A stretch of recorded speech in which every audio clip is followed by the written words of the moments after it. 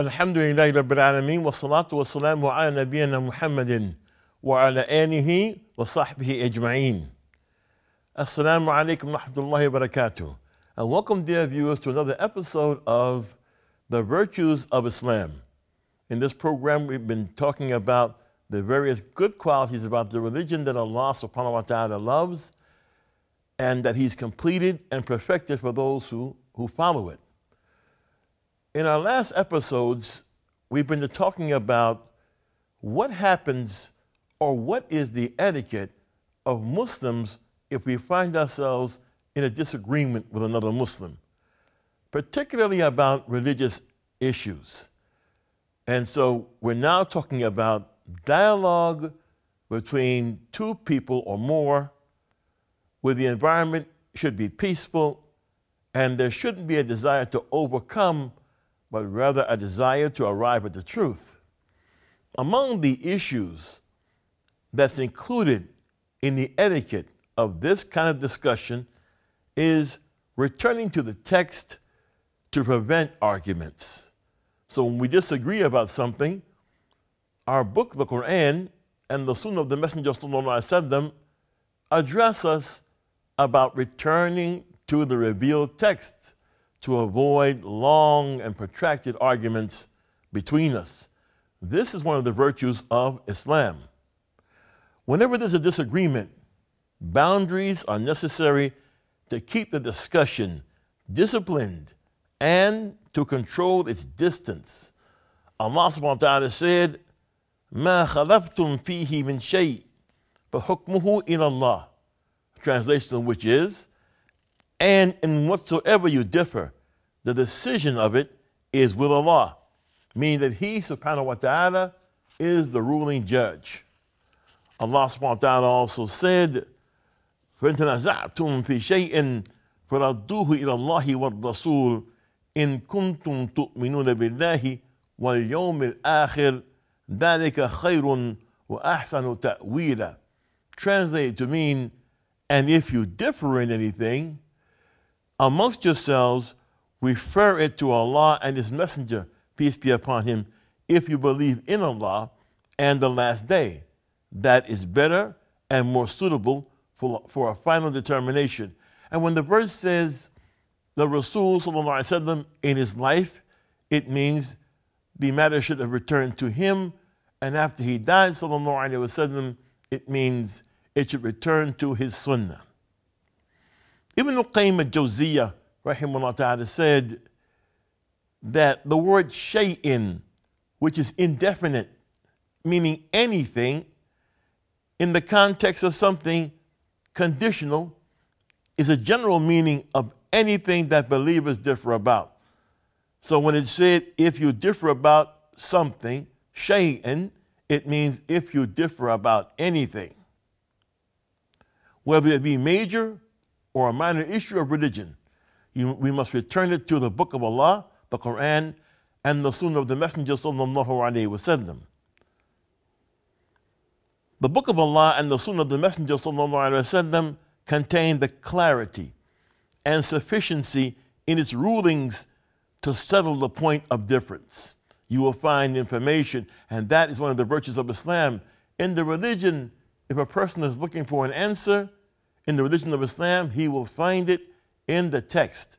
He will find that difference or the answer to that difference in the Quran, or he'll find it in the Sunnah. If this was not the case, there would be no command from Allah to return to these texts. It also constitute a contradiction for Allah to tell you to refer to something and it wasn't true. To tell you it could cure or stop a dispute, and then that wasn't true. So it is true about anything which we differ about, we'll find the clarity in the Quran and in the Sunnah. The great Sheikh of Islam, Ibn Taymiyyah, said, if the Muslims differ about an issue, they must refer back to Allah and refer back to His Messenger sallallahu alaihi wasallam. Furthermore, whichever side is indicated by the book and the Sunnah as correct, they must follow that. And that's also part of the adab, part of the etiquette of having a discussion or a debate or a disagreement. When it's clear who's right, then the other side must then acquiesce, meaning refer to the truth and not continue to argue. This conduct is correct because nothing ever settled disputes between people except a scripture that was sent down from the heavens. If they refer instead to their intellect, everyone has intellect to refer to. So in other words, if I'm going to refer to what I think, my mind and your mind, brothers and sisters, is a flow of thoughts based upon what we see and based upon our experiences. If we're going to refer to our intellect, then everyone has an intellect. His intellect could have him calling to innovation or being stray by way of either his own view or his opinion that he uses to debate others, but not the truth. However, if he holds on to the book and holds on to the sunnah, Allah will guide him to the straight path. This is because the legislation is like Noah's ark. Whoever rides it is saved. Whoever does not get on board will drown. And Imam Sharjah, may Allah have mercy upon him, said, arguing parties will either agree on something that both recognize or they will not. If they cannot agree on anything, then their discussion has no benefit. If we're discussing something and we disagree, if we can't agree on anything, there isn't any benefit to the discussion. This discussion will occur what will be useless and will not achieve the purpose. This is because the purpose of a discussion is to bring someone who disagrees back to what is correct using references that he understands.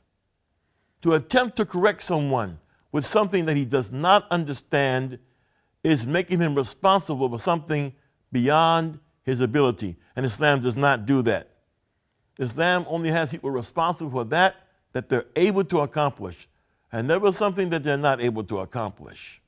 Therefore, arguing parties must be brought back to evidence they can agree upon. Behind the discussion is the aim of agreement. Behind a disagreement is to reach an agreement. This is indicated by Allah's statement, فَإِنْ تَنَازَعْتُمْ فِي شَيْءٍ فَرَدُّوهُ إِلَى اللَّهِ وَالرَّسُولِ إِن كُنتُمْ تُؤْمِنُونَ بِاللَّهِ وَالْيَوْمِ الْآخِرِ ذَلِكَ خَيْرٌ وَأَحْسَنُ تَأْوِيلًا. And if you differ in anything amongst yourselves, refer it to Allah and His Messenger. May Allah have mercy upon him. If you believe in Allah and the last day, that is better and more suitable for a final determination.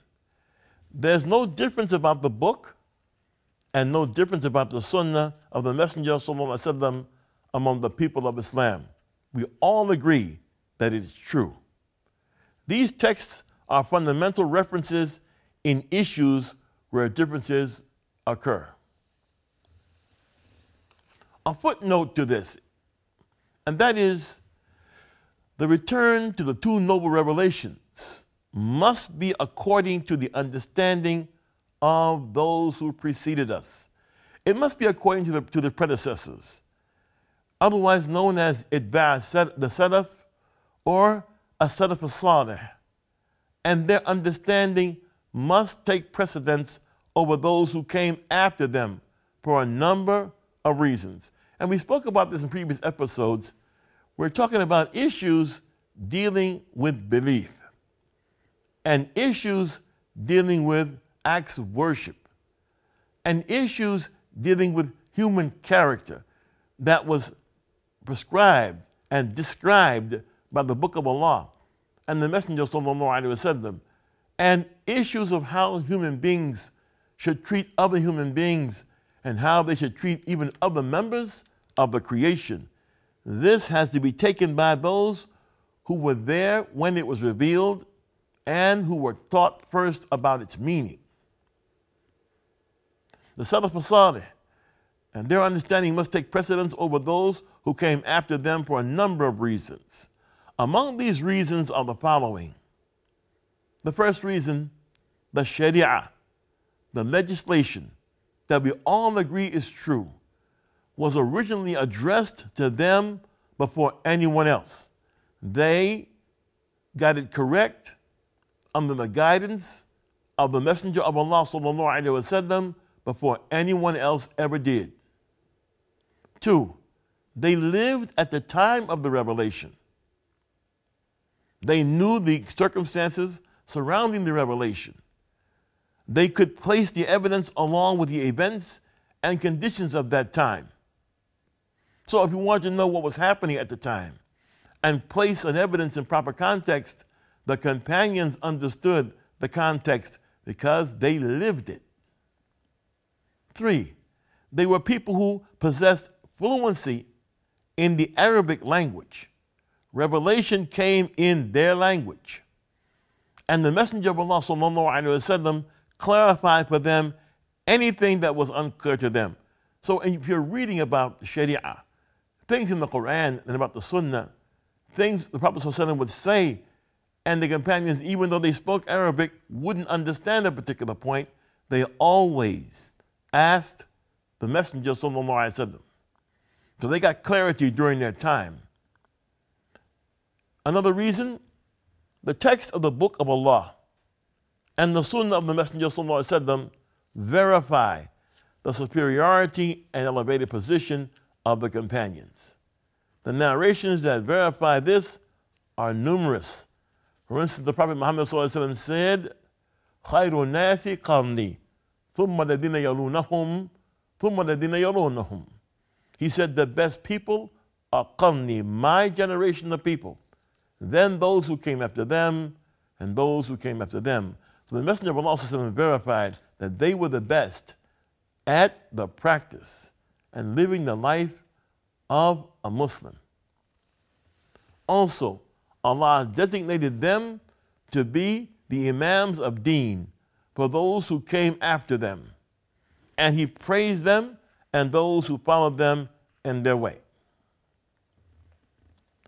So these are the reasons why, if we speak of Aqidah, we look to them. What belief is it proper for a Muslim to have?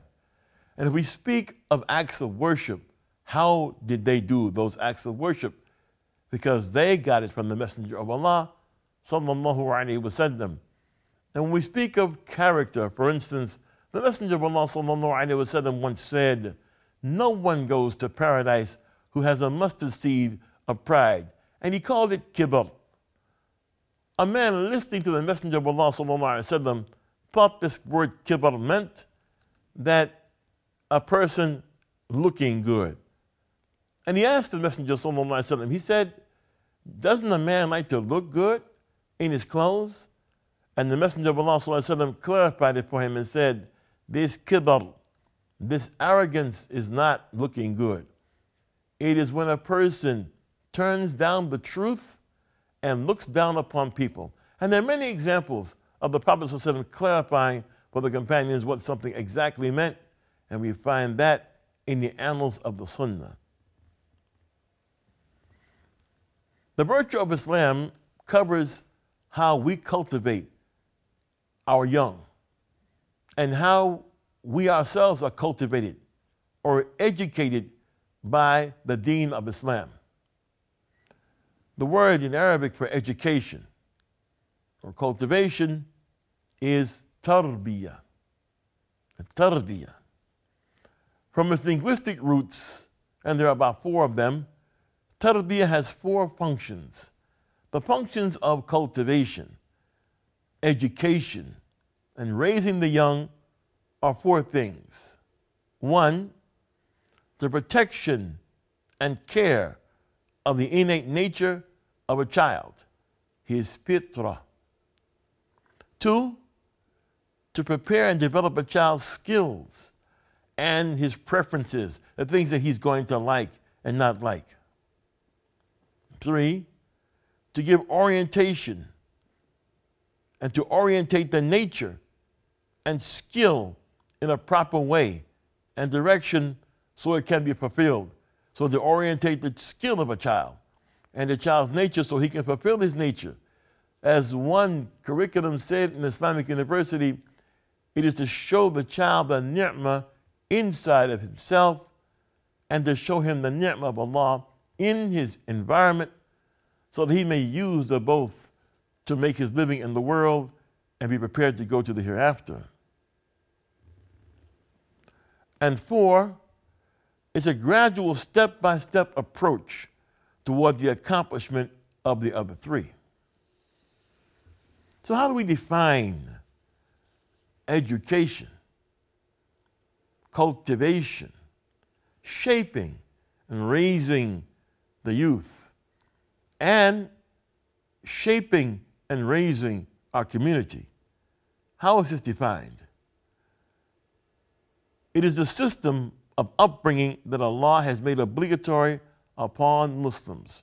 هو النظام التربوي الذي فرضه الله على المسلمين أن يربوا أولادهم ويوجهوا أهليهم ويدعوهم في ضوئه دون غيره من الأنظمة التربوية الأخرى.